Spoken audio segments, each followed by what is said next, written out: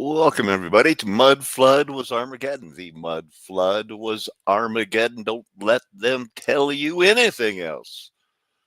Unless they want to tell you it's a flat earth nation and the golden age is past, the name of my previous channel.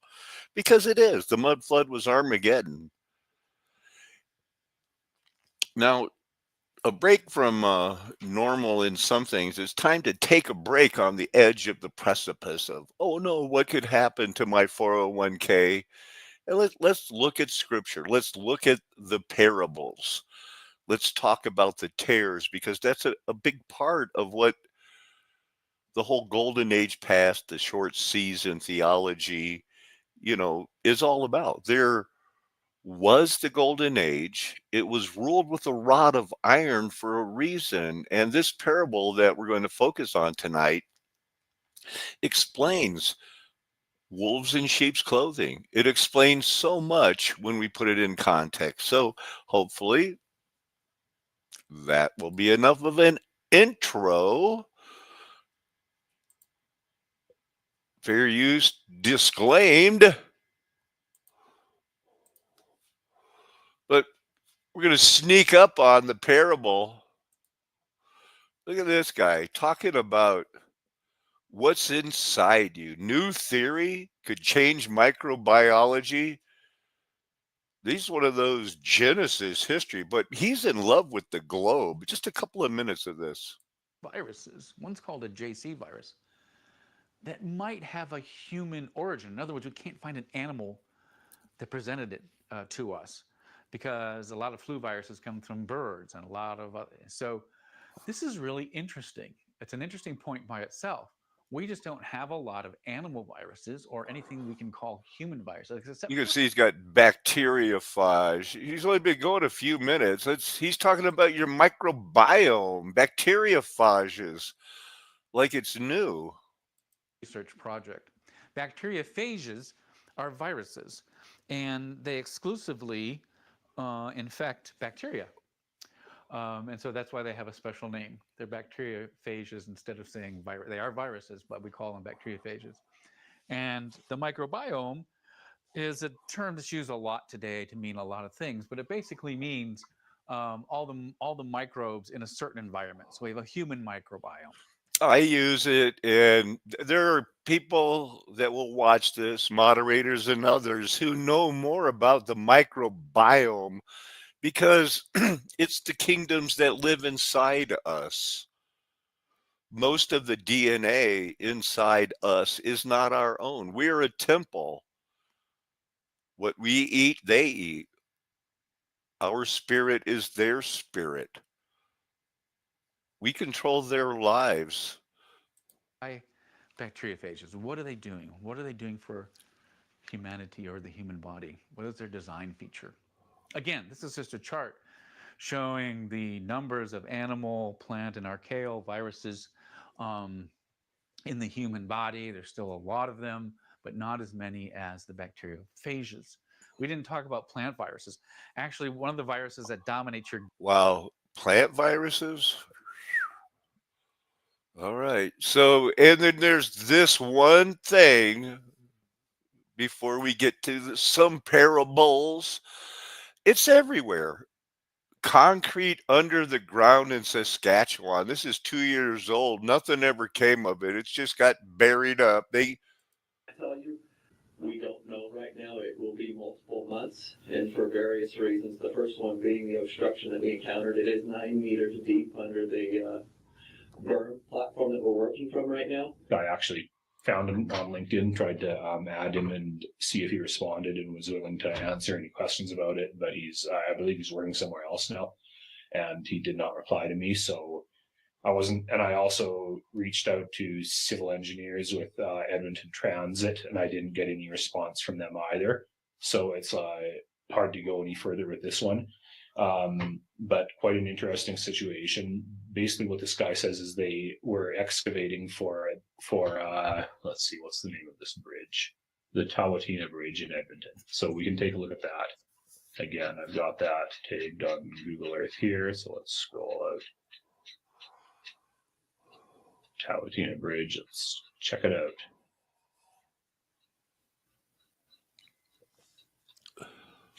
Okay, so they are excavating. They unexpectedly found a large enough concrete block that they are unable to break through it, and they somehow made it work and carried on with construction.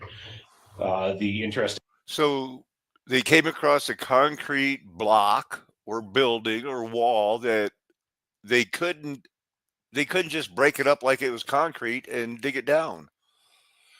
So they made it work. They realized it's a solid foundation. Let's use it. And they carried on. Things about this is that there wasn't really any follow up on this. You can't find anyone confirming what the source of the block was. There was an article I read that I have trouble finding now, suggesting that it was probably just left over from some older industrial, but modern concrete pour in Edmonton. So I guess that's possible. But the interesting things that they say about this, I mean, this is from the interview with that guy. But what he says is it's under the riverbed, and it's huge, and it's extremely hard. They aren't able to get through it. So that sounds megalithic to me. I mean, particularly the part. Sounds megalithic to me too. So we're going to look at the tears, but boy, there's a lot of gospels and a lot of parables. There's like 4 gospels. Pharisee of the publican, unprofitable servants, unjust steward, prodigal son, great supper, Dives and Lazarus, rich fool, unjust judge, the friend at midnight, good Samaritan, 2 debtors, the pounds or the mine, that's, you're judged by, did you do good with the talent I gave you? Virgins, marriage of the king's son, wicked husband, 2 sons, laborers in the vineyard, the unmerciful servant, the draw net, pearl of great price, hidden treasure, leaven, mustard seed, the tares, and the sower. That's from the Catholic. Lost sheep, wicked husband, great banquet.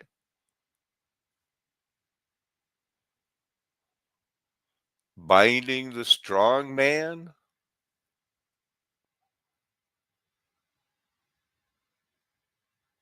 Counting the cost. Allegedly, there's a Q source, the people that don't believe the Bible that want you to think that there were what they call, the church fathers, but the Bible says it was a judgment on the whole earth. So the people like Josephus and others who act like, oh yeah, Jerusalem got torn down, but everybody else just carried on like normal and realized Jesus was really the good guy. All came from a Q source. And how long has Q even been a letter? When did they, by the 1900s, why did they call it Q? Alleged written collection of primary Jesus's sayings. Q is the common part of the common material found in the Gospels of Matthew and Luke, but not in Mark.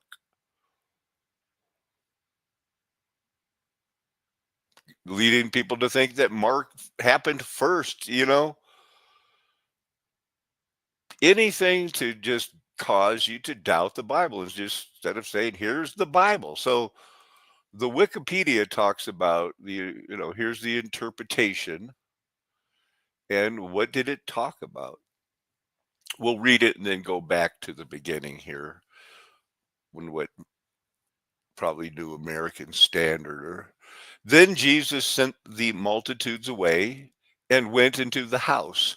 His disciples came to him saying, explain to us the parable of the darnel, the tares in the field. He answered them, he who sows the good seed is the Son of Man. The field is the world, and the good seed are the children of the kingdom. The darnel weeds are the children of the evil one. The enemy who sowed them is the devil. The harvest is the end of the age, and the reapers are the angels. Now, that's how come I emphasize all the time that after the 1,000-year reign, this time of the orphan train that we live in, people think that it just carried on. No, there was another reaping reset, the grapes of wrath, and then the angels got the wheat. As therefore the darnel weeds are gathered up and burned with fire, so will be at the end of this age. That implies that there will be another age, the age of the 1,000 years, and then the age of Satan being loose, that we're in the last couple of decades. The Son of Man will send out his angels, and they will gather out of his kingdom all things that cause stumbling, and those who do iniquity, and will cast them into the furnace of fire, where there will be weeping and gnashing of teeth. The righteous will shine forth like the sun in the kingdom of their Father. Because they've been legally adopted, they've been changed, separated. He who has ears to hear, let him hear.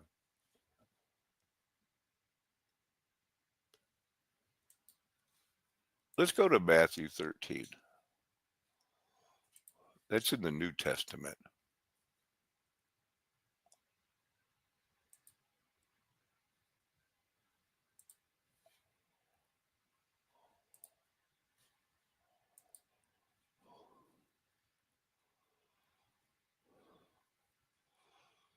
Verse 1. You guys, we got it?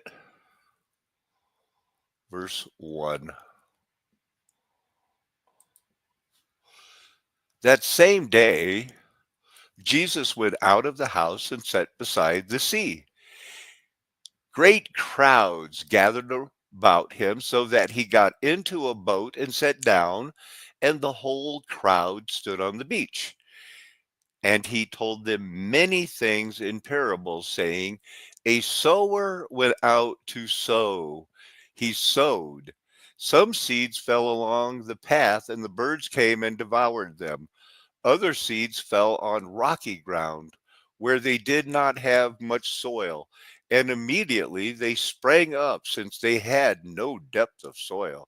But when the sun rose, they were scorched, and since they had no root, they withered away. Other seeds fell among the thorns, and the thorns grew up and choked them. Other seeds fell on good soil and produced grain, some 100-fold, some 60, some 30. He who has ears, let him hear. Then the disciples said to him, why do you speak to them in parables? He answered them, to you it has been given to know the secrets of the kingdom of heaven, but to them it has not been given. For to the one who has more will be given. He will have an abundance, but from the one who has not, even what he has will be taken away. This is why I speak to them in parables. He's not saying this maybe, no, this is going to happen. They're not on the right path. They haven't been born again. They haven't been adopted. Their ears have not been open. Only those who, hey, you have had your ears open? Listen. This is why I speak to them in parables, because seeing, they do not see, and hearing, they do not hear, nor do they understand. Indeed, in their case, the prophecy of Isaiah is fulfilled. Quote inside a quote, you will indeed hear, but never understand. You will indeed see, but never perceive. For this people's heart has grown dull, and with their ears they can barely hear, and their eyes they have closed, lest they should see with their eyes, and hear with their ears, and understand with their heart, and turn, and I would heal them. But blessed are your eyes, for they see, and your ears, for they hear. For truly I say to you, many prophets and righteous people long to see what they were seeing, but what he could say present tense then, what you see, and they did not see it, and to hear what you hear, and did not hear it. Hear then the parable of the sower.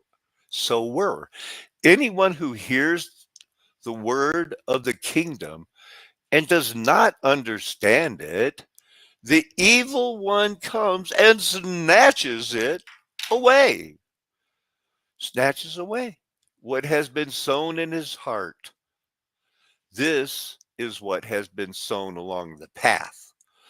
As for what was sown on the rocky ground, this is the one who hears the word and immediately receives it with joy.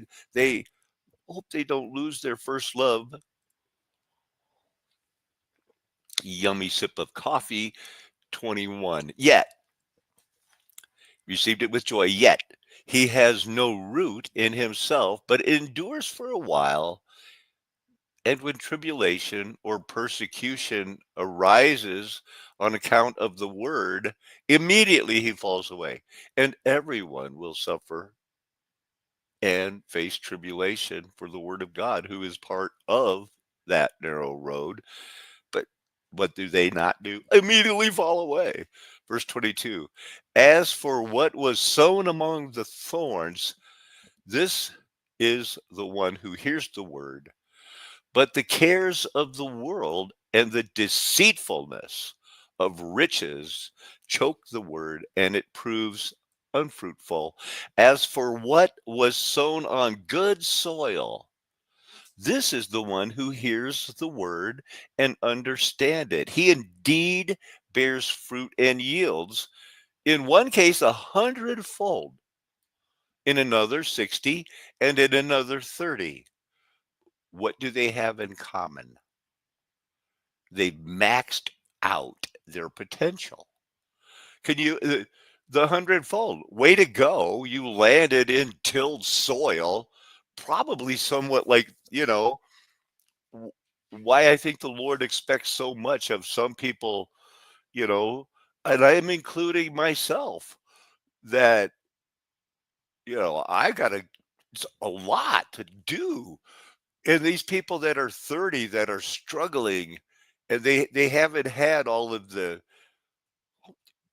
hedging in, the hedge about them like I have, like you, like everybody knows. I was spoiled Paco, My life has been pretty good, pretty easy compared to so many people. I was one of those rich young rulers and never really understood judgment or suffering until the second vision. But this chapter, right? And it's only going to get better. Could put another parable before them. He, capital H, capital E, God of the universe, God of all creation and God of all creations. Somewhere along the line, there was water. He got it divided here in our beginning, was to lay this one on you right now. That spirit God of the universe is talking to you, you physical battery vortex operated spinning in infinity Mobius strip analema. Listen to me now.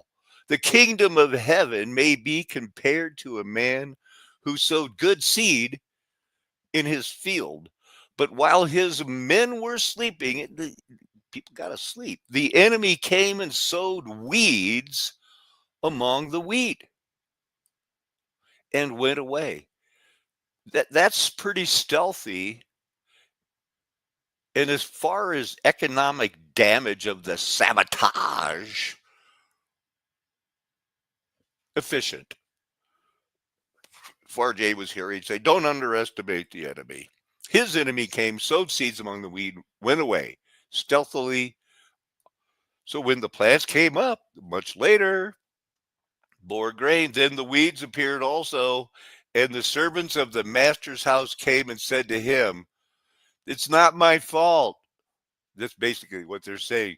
Master, did you not sow good seed in your field? We planted what you gave us. How then does it have weeds? That's a rhetorical question. They know. This was a common thing. It was actually Rome and others, I believe, made laws saying, look, if you're going to go spread Darnel at night in somebody's field and we catch you, you're dead man walking. Because this was something that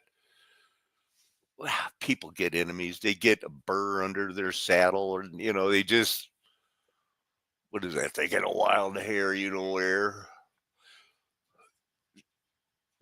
He lays it out. He goes, look, an enemy has done this. You know that. So the servant said to him, then do you want us to go and gather them? Probably people heard about this, but this was like, oh man, this really is a hassle. What should we do?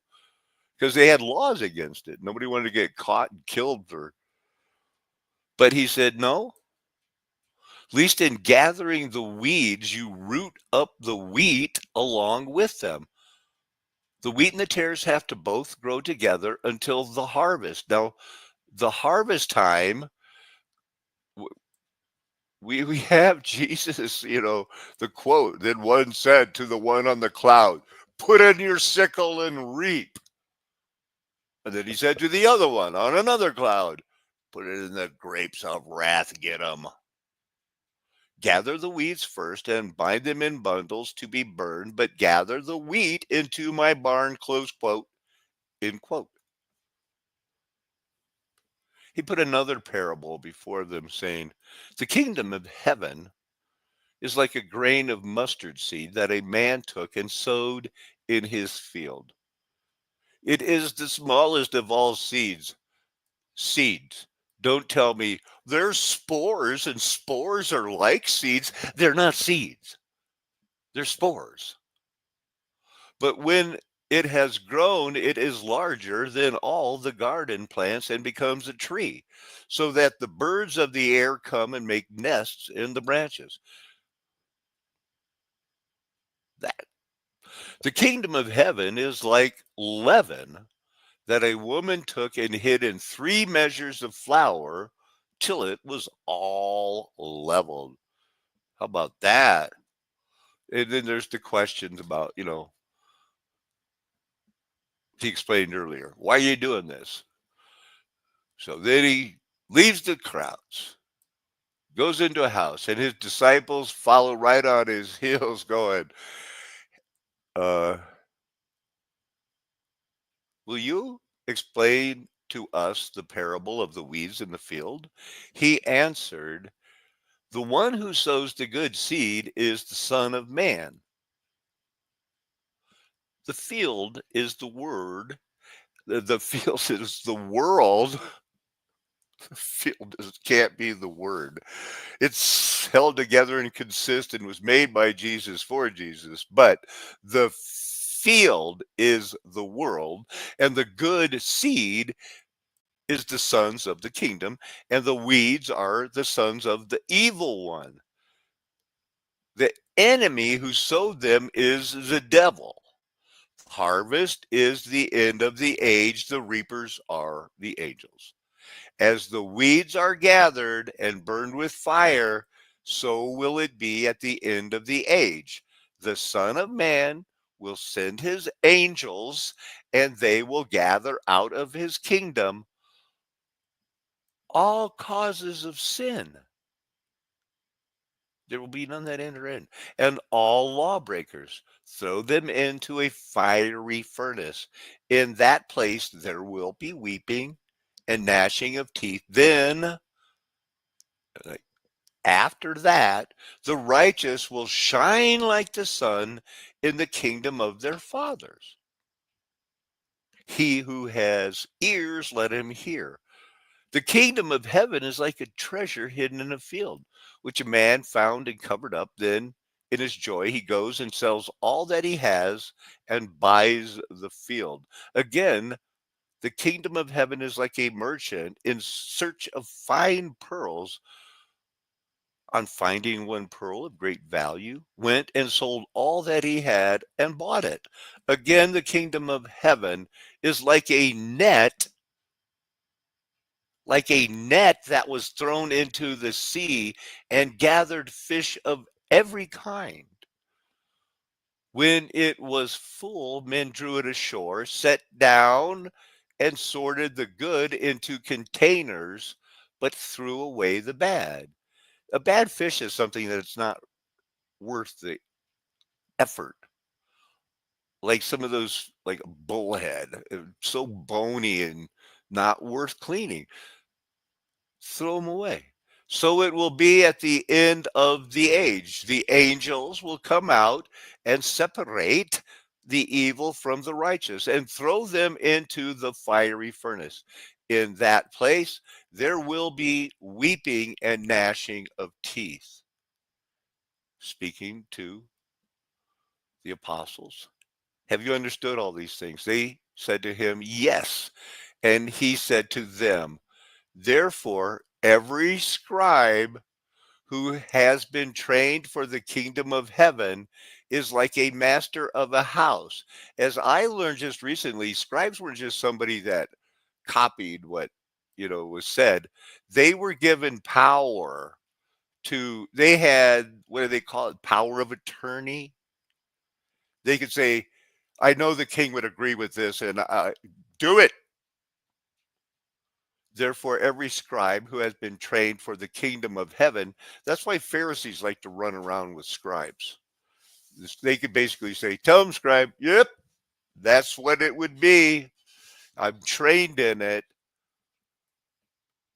Who brings out his treasure what is new and what is old. Therefore, every scribe who has been trained for the kingdom of heaven is like a master of a house who brings out his treasure, what is new and what is old. Now, your treasure, you're told, is able to be built up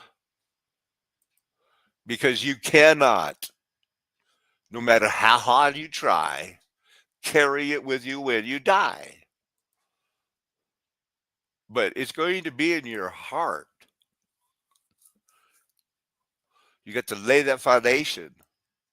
Now, if anyone builds on the foundation with gold, silver, precious stone, wood, hay, and stubble, each one's work will become manifest when? Well, that day will disclose it. Because when you build on that foundation, you realize somewhere in the scripture it says that before the foundation of the world, you've been given talents and jobs to do. And depending on how you do it, you will either build up into your heart gold, silver, precious stones, or wood, hay, and stubble. Because you are that temple. And there are other DNAs that rely on you living in you, that you're basically their God. And do you think it says only treat, who's your neighbor? Only treat other humans or anything that has pneuma, anything that has life. You are God's temple, and that God's spirit dwells in you if you are called, chosen, and faithful. If anyone destroys God's temple, I'm saying by an example of, did you know, like just drinking a beer is like equivalent of eating a Snickers bar's worth of calories? And a lot of that beer is brewed with fluoride tap water, with GMO grain. And all that time, there's other good things out there you could be drinking. I'm not saying you can't have a beer every now and then. You guys saw me drink a beer a couple of years ago. I'm not afraid to drink a beer, and I endorse your right to drink the beers. It's just too strong for me. Remember that one I drank? It was called chocolate German stout. It was way too stout. There's no way you could finish that thing. Parables, right? I got a question for you.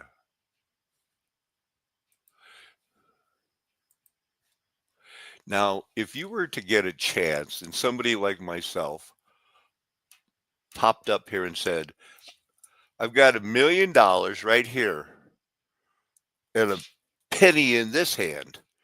Now, let's see. Would you rather I give you the $1 million right now or a penny today and then I'll double that penny tomorrow? I'll give you 2 cents tomorrow for a month. You can have a penny doubled for a month, 30-day month, or I'll give you $1 million. What do you want? Wrong. You should have taken the penny.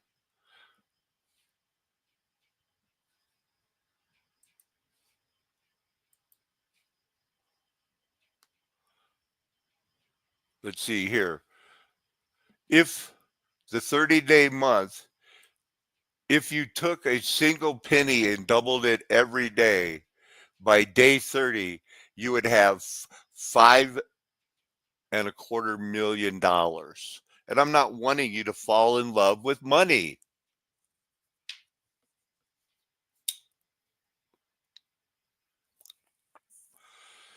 Day 10, you get $5.12. And the people with $1 million are laughing. Day 20, you get $5,250. Well, day 25, you get $167,000. You're really not going to make your first million until day 28. Now, if you even took a leap year February month, you're already by that day way over the double million and $5,368,000.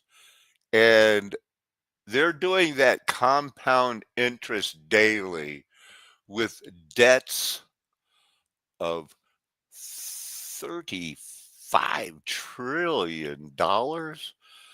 What does it say about the parables? Seemingly simple and memorable stories, often with imagery, and all teach a lesson in daily life.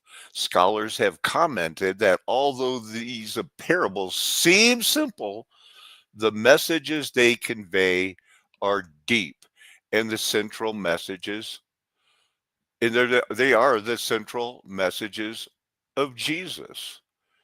Now, let's go back into my history. I was watching Restinus Orbis. He's a former college professor. Turn that down a little bit. And what's the difference? I mean, he's learned this from Flat Earth Nation, Golden Age Past. They know there's a lot of people that know that they're messing with history. It's a narrow road of the people that do what we do, that even have an interest in someone like me or RJ, that have done this from the beginning and said, it's going to be a narrow road. There's going to be the Atlanteans, there's going to be other denominations, but you don't bring out, you know, the truth and expect it to not be attacked. It had to come out. The truth is out there. This is the Bible stuff.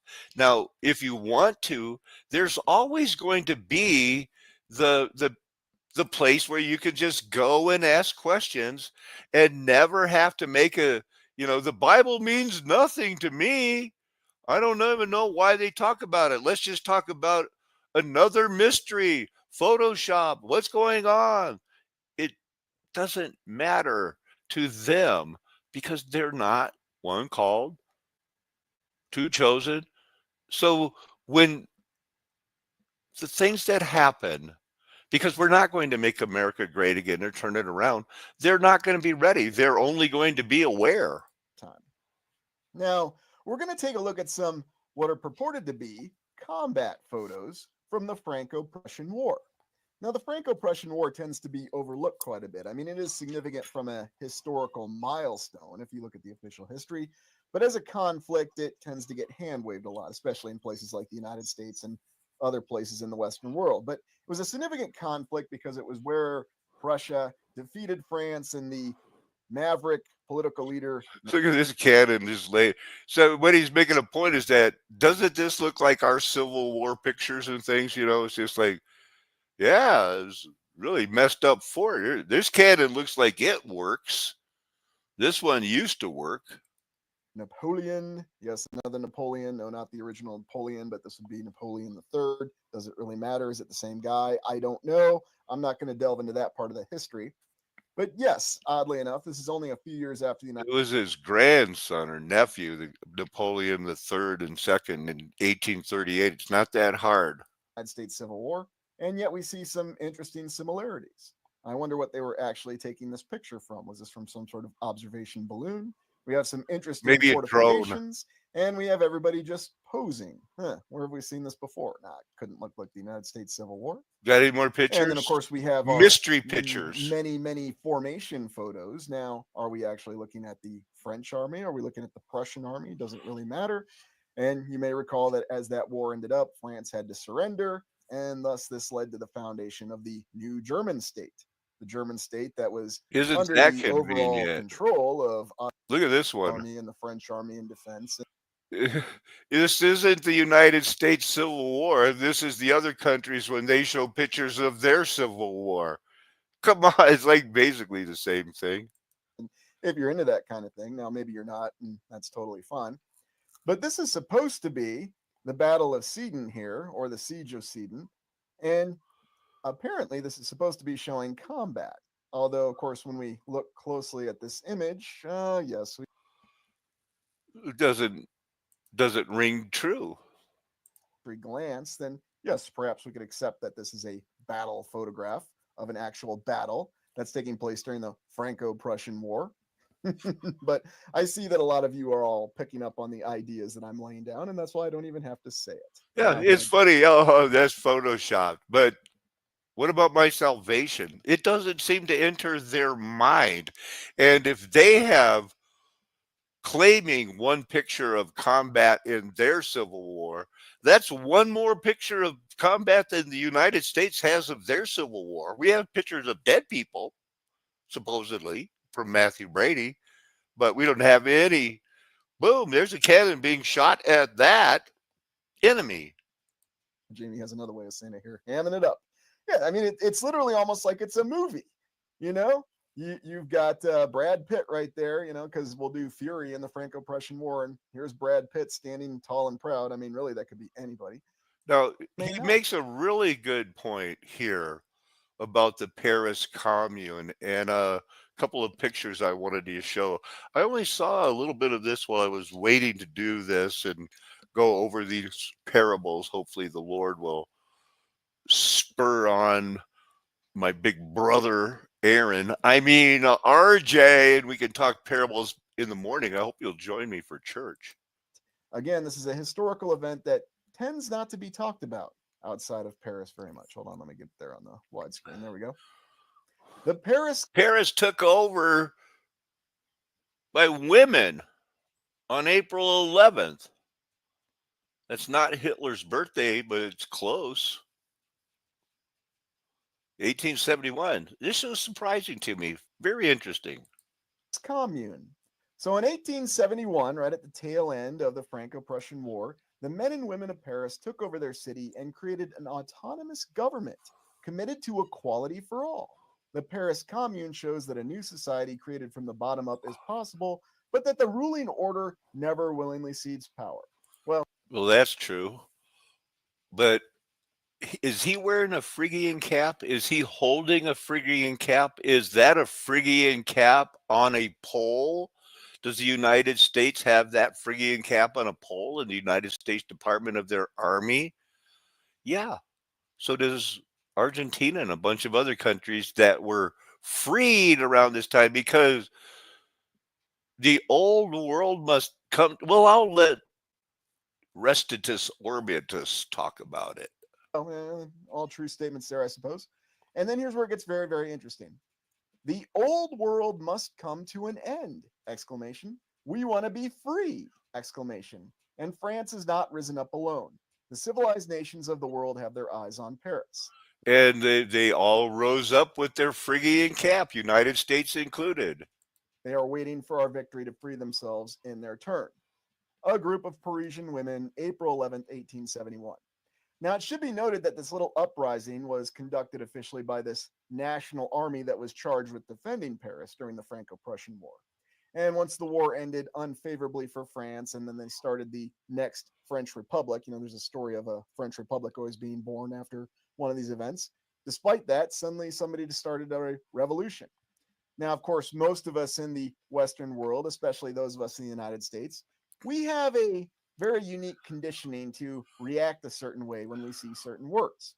And indeed, whenever we see the word commune, yes, it caters to certain preconceived notions. Right. You've been taught, like, from the time you went into the classroom and saw a globe, we're not communist, we're capitalist. The communists are bad and evil. They live in squalor. We got it made in the shade until they want this debt thing figured out. I'm going to jump ahead un momento here. Well, hear this part out. But this commune is very interesting because it only lasted for 2 months. Now keep that in mind. This government that just set itself up at the tail end of a vicious struggle for survival against those nasty Prussians, before they became Germans, even though Prussians were Germans, but, we don't need to really talk about that. And then all of a sudden they were constantly threatening France all the way through the first part of the 20th century. Of course, that's very much not Bavaria. That's the history. Illuminati. Now, you can find no shortage of maps that show you how Paris was broken down and how this Paris commune, this ad hoc government, which 2 managed to months. formulate itself, decided to defend the city. Now, we're not really going to focus so much on that. We're going to recall the good words of our fictional character, John Cabal, from the film Things to Come. And what does the, how shall we say, reset forces really think of sovereign nations? Well, he said it very directly. We do not respect sovereign nations. We do not accept sovereign nations making their own policies. And what his cool helmet is. But nothing about Jesus. Get back to the commune. You always got to talk about these science fiction we stuff. have more images of this 2-month-long uprising by this upstart autonomous state that just created itself spontaneously in Paris and decided to impose their own government. Now, of course, because it's got commune on it, well, we know it must not have been a good government. And, if you find out that maybe you think it could have been, well, for those of us who think a certain way. Just that picture, isn't it something? Something went on here. And then it skipped one. I wonder if they just skipped that. I wonder if it was painted blue. He really gets into this picture. Uniformed military. And, so they're claiming that in this 2 months with this mud flood building, they wanted to protect their commune. So they sandbagged, reinforced it. Look at let's get a closer look.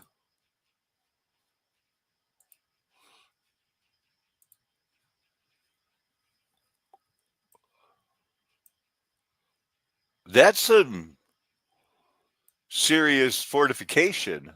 And he's got his hand, barrels in pounded earth, sand, topped with sandbags. Don't blow up my new building. We just cleaned it out. We're Paris, dargone it. It's the barrel thing. The barrel thing seemed weird to me.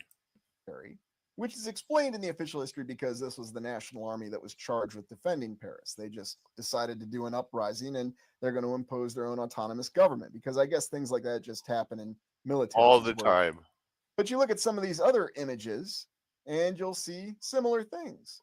Now, this was a statue of Napoleon, apparently the original Napoleon, that was toppled, which is Yeah, Napoleon liked to dress like Caesar and wear Roman sandals. rather odd because what's really intriguing about France is they seem to go back and forth in terms of how they regard Napoleon. Napoleon was our leader, he was our emperor, we highly regard him. But then you read something else and it'll tell you no, Napoleon was a traitor, he was trying to destroy the nation. So let's give him a cushy retirement on Elba. And yet they all just decided to take the dive and support this random uprising, this uprising of a national army and citizens. As you watch this, I hope you're pondering, I wonder what type of soil I'm planted in. We're supposed to do in Paris, which, let's be honest, that's what the official history says. An autonomous state. We do not accept autonomous sovereign nations, and we do not accept autonomous sovereign individuals. Yeah, you know who does? Satan. Satan likes it.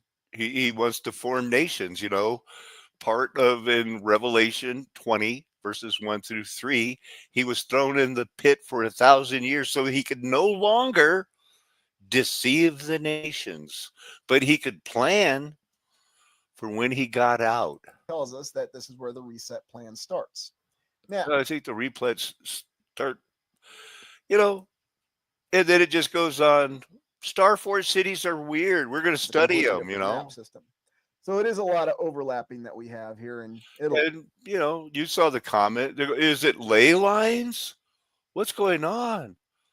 Are there different types of people? What about Philip Dick and Isaac Asimov? Mule people. They're out to get us. There's 48 laws of power. We got to watch out for them. Yeah, watch out for who? The Freemasons and those people, the people that are in power.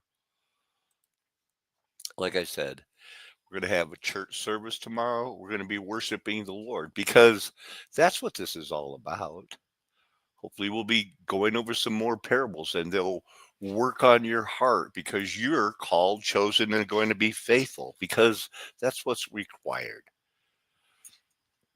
The mud flood was Armageddon. It's a flat earth. We live in a dome. That's what the Bible teaches. The Bible is true. Jesus said he was coming back, and he did. He said the mountains would melt like wax. They look melted. All the rivers flowed to the sea. They don't anymore because the mud flood was Armageddon. Me and my friends are never going to tell you anything else because we know our eyes have been opened. We hear with our ears. We know they're not going to like it. Our message is the stench of death to them. And eventually they're going to tire of it and want to kill you. Not fun. But to those who are faithful to the end and don't let go of the plow,